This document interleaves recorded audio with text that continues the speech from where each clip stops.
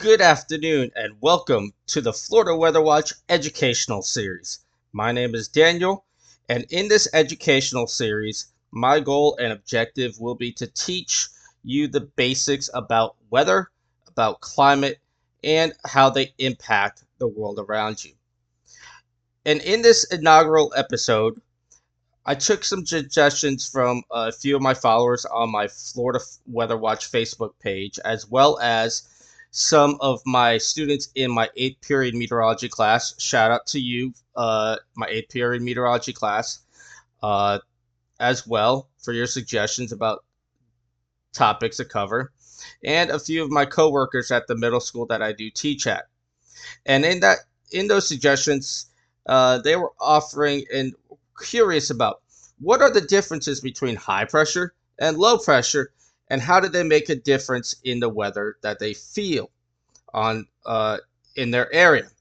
Well, let's get into it. In this inaugural episode, I'm going to cover the differences between high pressure and low pressure, and how they impact the weather, and how you can determine the high pressure and low pressure on satellite imagery and on weather maps as well. So let's get into the differences here. The first thing you're going to note throughout this entire presentation that I'm going to be covering is that high pressure is always represented on weather maps with a capital H and in blue coloring. So anything related to high pressure, I'm going to keep in blue here. Anything related to low pressure on all weather maps is represented by a capital L, and it is in red color. So you're going to see low pressure represented in red, high pressure represented in blue. Here are the differences, and there's three primary differences that are in place when you have high pressure versus low pressure. High pressure, the air will sink to the ground. Okay, and I'm going to show you a visualization of this in the next slide. But high pressure sinks to the ground, forcing more air to the ground.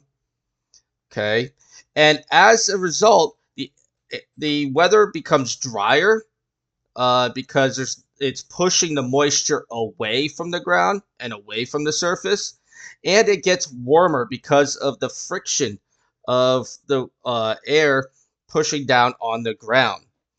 Low pressure, on the other hand, the air rises from the ground, and as air rises from the ground, there's less air at the surface. That's why the air gets lower, and that's why we get called low pressure.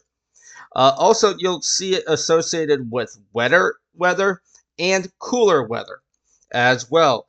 And you're going to see this very well in this illustration right here. You can see that low pressure causes the air to rise rise up into the atmosphere. For some reason, in this diagram, this illustration, well, the reason why they chose blue for this illustration is because it causes cooler, wetter air, and then this one chooses to use red for hotter, warmer, drier weather. But as you can see, with low pressure, the air will rise up into the atmosphere, and it'll cause clouds to form, cause showers and storms to form. High pressure, the air sinks to the ground, and it causes drier air and warmer air. And you'll notice these circles here. As I'm going to get into my next slide here, you're going to notice that low pressure. Actually, let me get into my next slide here. In the northern hemisphere where we live in Florida and in the United States of America, high pressure will spin clockwise like this. Okay, it'll spin clockwise like this. Low pressure will spin counterclockwise like this. Okay, and in the southern hemisphere, it reverses. High pressure will spin counterclockwise in the southern hemisphere, and clockwise in this, and low pressure spins clockwise in the southern hemisphere. Why does that happen? It's a physics effect in the atmosphere called the Coriolis effect. And all that really does is the Coriolis effect affects the movement of air and fluids and water vapor in the atmosphere. And in the northern hemisphere, it causes high pressure to spin clockwise, low pressure to spin counterclockwise, and vice versa in the southern hemisphere. So that's why when we go back to this image here, Low pressure spins counterclockwise um, in the atmosphere. High pressure will spin clockwise in the atmosphere, like this. Okay. Now, when you look at a weather map, this is the current weather map for the United States of America as of 8 o'clock this morning. What you're going to notice is the red L's here are your areas of low pressure. Okay, all these red L's are areas of low pressure. The blue H's here are your areas of high pressure. And I want you to notice one big difference here. When you look at the areas of high pressure here, like this area right here, notice how there's no rain here. All the rain, all the precipitation following the legend over here is represented either in green, purple, or in these gray hash marks. Notice like all the high pressure here, there is no rain. There's no thunderstorms typically. That's because the air sinks at the surface and causes the moisture to move away from the area.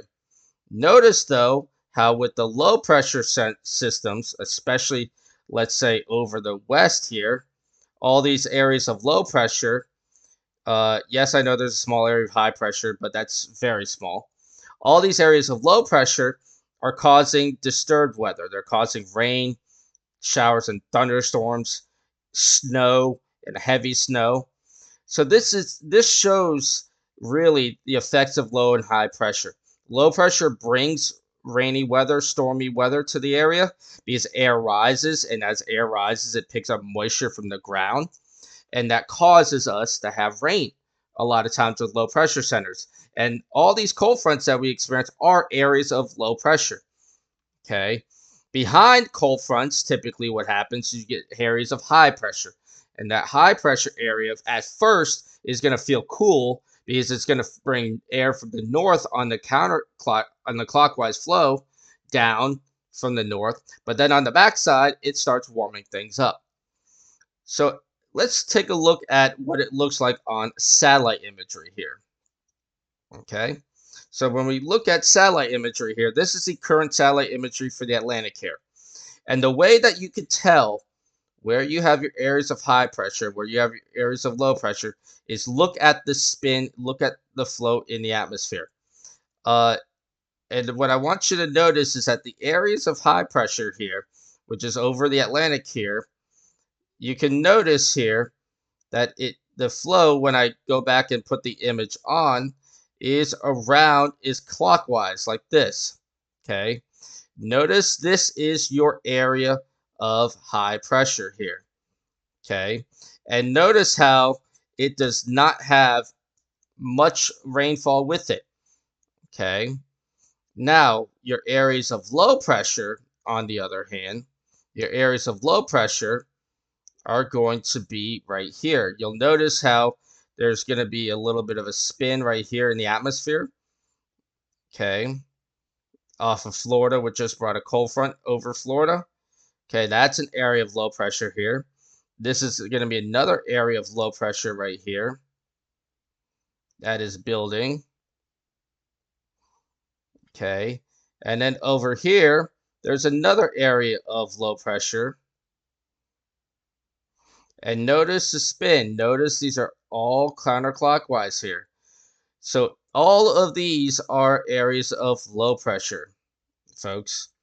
Okay, and that's how you can really tell the difference when you're looking at high pressure versus low pressure on satellite here.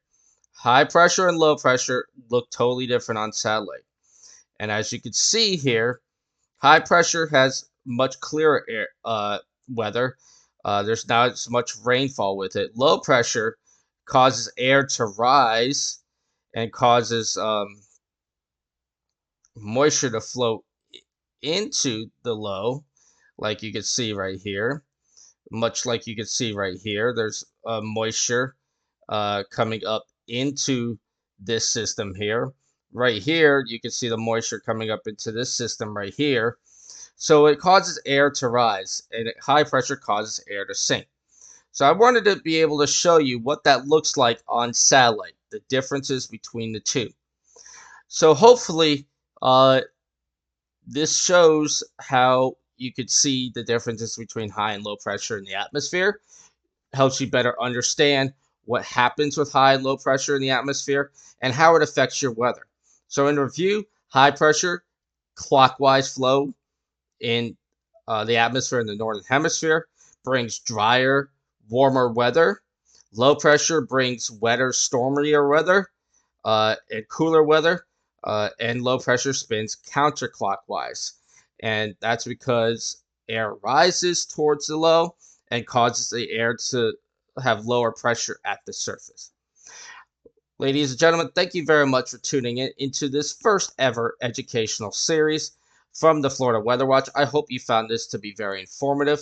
I will be doing further videos as I get more suggestions. My next video will be talking about a hot button topic which may affect the upcoming hurricane season, which is El Nino and La Nina. So I will be posting that video, and I'm working on that video coming up in the next few days. I will have another weather forecasting video come tomorrow, and I'm looking to have at least 3 to 4 videos a week at this point between the educational series and my Florida Weather Watch weather updates.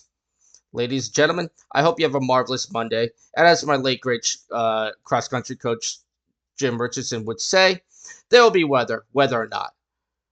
But whatever the weather will be, I'll be here to educate you on how it impacts you. Have a marvelous Monday, and I look forward to seeing you again soon.